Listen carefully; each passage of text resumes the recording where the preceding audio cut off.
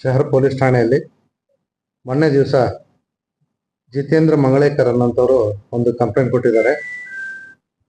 ಇವರು Mahalakshmi cooperative bank Gokak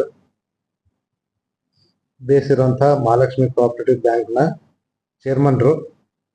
ಇವರ complaint ಪ್ರಕಾರ ಸಾಗರ್ ಮತ್ತು ಇತರ 13 ಜನ ಆರೋಪಿಗಳು, ಒಟ್ಟು 14 ಜನ ಆರೋಪಿತರು 2021ನೇ ವರ್ಷದಿಂದ ಇಲ್ಲಿವರೆಗೂ 6 ಕೋಟಿಯನ್ನ FD ಆಗಿ ಇಟ್ಟು ಅದರ ಮೂಲದ ಮೇಲೆ ಈ 14 ಜನ ಆರೋಪಿಗಳು ತಮ್ಮ ಅಕೌಂಟಿಗೆ ಲೋನ್ ತೆಗೆದುಕೊಂಡು ಒಟ್ಟು 74,86,00,000 ಇದನ್ನ ಮರಳಿ ತಿರುಗಿಸದೆ ತಮ್ಮ ಅಧಿಕಾರವನ್ನು ದುರುಪಯೋಗ ಮಾಡಿಕೊಂಡು ಒಬ್ಬರ ಜೊತೆ ಇನ್ನೊಬ್ಬರು ಶಾಮೀಲಾಗಿ ಬ್ಯಾಂಕಿಗೆ ವಂಚನೆ ಮಾಡಿದಾರೆ ಅಂತ ಒಂದು ಕಂಪ್ಲೇಂಟ್ ಮೇಲೆ ನಾವು ಆಲ್ರೆಡಿ ಪ್ರಕರಣ ದಾಖಲು ಮಾಡಿಕೊಂಡು ತನಿಖೆ ನಡೆಸ್ತಾ ಇದ್ದೀವಿ. ಇಲ್ಲಿವರೆಗೂ ಕಂಡುಬಂದಂತ ಮಾಹಿತಿ ಪ್ರಕಾರ ಈ ಬ್ಯಾಂಕ್ಗೆ ಒಟ್ಟು 6 ಬ್ರಾಂಚ್ ಇದಾವೆ ನಮ್ಮ ಜಿಲ್ಲೆಯಲ್ಲಿ. ಇದಷ್ಟೇ ಇವ್ರದ್ದು ಇರತಕ್ಕಂಥದ್ದು ಬ್ರಾಂಚ್ಗಳು. ಸುಮಾರು 3,000ಕ್ಕಿಂತ ಹೆಚ್ಚಿನ ಠೇವಣಿದಾರರಿದ್ದಾರೆ. ಗೋಕಾಕಲ್ಲಿ 2 ಬ್ರಾಂಚು, ನಿಪ್ಪಾಣಿಯಲ್ಲಿ 1, ಬೆಳಗಾಮಲ್ಲಿ 1, ಚಿಕ್ಕೋಡಿಯಲ್ಲಿ 1 ಮತ್ತೆ ಘಟಪ್ರಭಾದಲ್ಲಿ ಒಂದಿರ್ತಕ್ಕಂಥದ್ದು. ಆದರೆ ಈ ಎಲ್ಲ ಫ್ರಾಡ್ ಅಥವಾ ಚೀಟಿಂಗ್ ಆಗಿರ್ತಕ್ಕಂಥದ್ದು ಗೋಕಾಕ್ ನಗರದ ಗುರುವಾರಪೇಟೆಯಲ್ಲಿರ್ತಕ್ಕಂಥ ಮೇನ್ ಬ್ರಾಂಚ್ ಅಲ್ಲಿ. ಇದರಲ್ಲಿ ಮತ್ತೊಬ್ಬ ಆರೋಪಿ ವಿಶ್ವನಾಥನ್ ಅಂತವನು ಅದೇ ಬ್ರಾಂಚಿನ ಮ್ಯಾನೇಜರ್ ಕೂಡ ಆಗಿದ್ದ.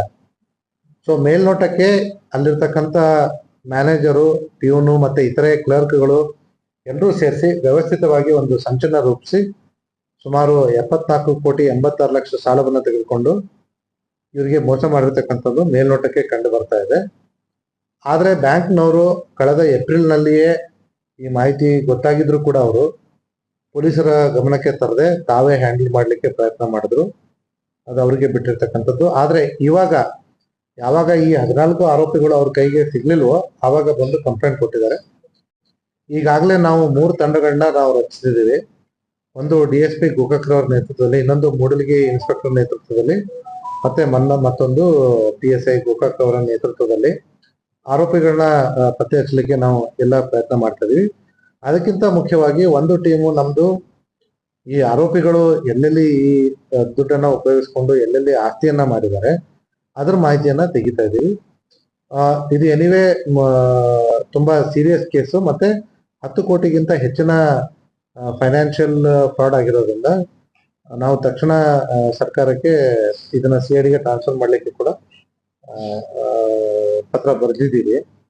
ಬಟ್ ಅಲ್ಲಿವರೆಗೂ ನಮ್ಮ ಜಿಲ್ಲಾ ಪೊಲೀಸ್ ವತಿಯಿಂದ ಏನೇನು ಕ್ರಮ ತಗೊಳ್ಬೇಕು ಅದೆಲ್ಲವನ್ನು ನಾವು ತಗೊಳ್ತಾ ಇದ್ದೀವಿ.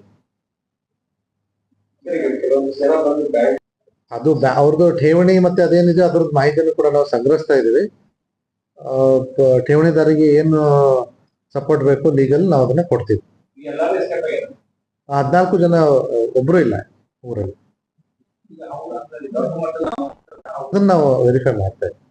ಈಗ ನಮ್ಗೆ ಕೇವಲ 2 ದಿವಸ ಆಯ್ತು. ಮತ್ತೆ ನಿಮ್ಗೆ ಎಲ್ಲರಿಗೂ ಗೊತ್ತಿರೋ ಹಾಗೆ ನಿನ್ನೆ ದಿವಸ ಇಡೀ ಜಿಲ್ಲೆಯಲ್ಲಿ ಸುಮಾರು 1706 ಗಣಪತಿಗಳ ವಿಸರ್ಜನೆ ಕೂಡ ಆಗಿತ್ತು. ಆರೋಪಿಗಳ ಇದನ್ನ ಏನಂತಾರೆ ಆಸ್ತಿಯನ್ನ ನಾವು ಐಡೆಂಟಿಫೈ ಮಾಡ್ತಿದ್ದೀವಿ. ಅವರಲ್ಲಿ ಸ್ಟ್ರೈಕ್ ಮಾಡೋ ಬದಲು ನಮ್ಗೆ ಅವರ ಆರೋಪಿಗಳದ್ದು ಏನು ಆಸ್ತಿ ಎಲ್ಲೆಲ್ಲಿದೆ ಅನ್ನೋಂಥ ಮಾಹಿತಿ ಕೊಟ್ರೆ ಅದು ಅವರಿಗೆ ವರದಾನ ಆಗಲಿದೆ. So it is better that ಅವ್ರ ಜೊತೆ ಕೈ ಜೋಡಿಸ್ಕೊಂಡು ತನಿಖೆಗೆ ಸಹಕಾರ ನೀಡಿ.